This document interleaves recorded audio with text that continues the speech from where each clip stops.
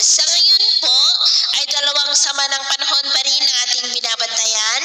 na nasa loob at labas ng ating area of responsibility. Ang nandito sa loob ay ang dating bagyong si Kerubin na isa na nga po ngayong LPA at nasa kalupaan na po ngayon ng Bukidnon na nagdudulot doon ng mga pag-uulan ngayong madaling araw. At ang isa naman ay nasa labas ng ating area of responsibility pero mababa naman ang tsansa nito na maging bagyo for the next 2 to 3 days. At sa atin pong long-range forecast, maliban sa posibleng pamumuo pa rin ng mga low pressure area, ay wala naman pong bagyo na nakikita na tatawid po dito sa ating kalupaan hanggang po sa matapos ang taon na ito ay posibleng storm free tayo. Pero may namamataan rito na posibleng mabuo sa susunod na mga araw at ang development yan ang ating babantayan kung matutuloy po o hindi. At sa lagay ng ating panahon,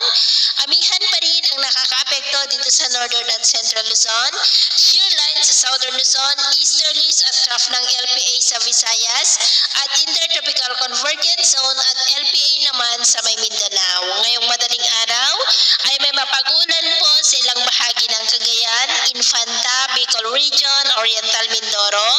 Romblon, Eastern Samar, Leyte, Bohol, Cebu, Northern Negros,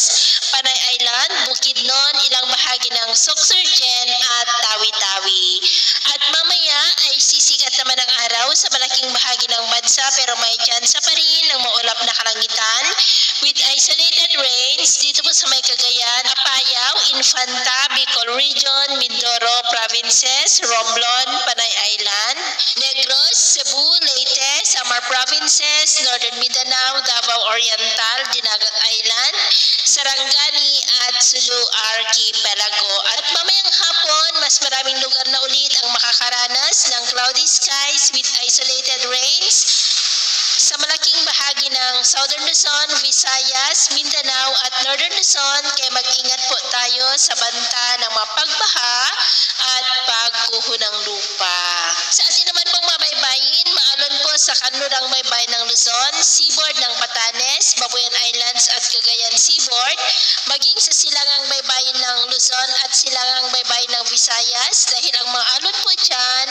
ay posible na aabot hanggang sa 8 to 12 feet. Maaari po iwasan na muna natin ang papalaot dyan sa mga may kulay pula para mas makaiwas sa mga sakunang pangkaragdagan.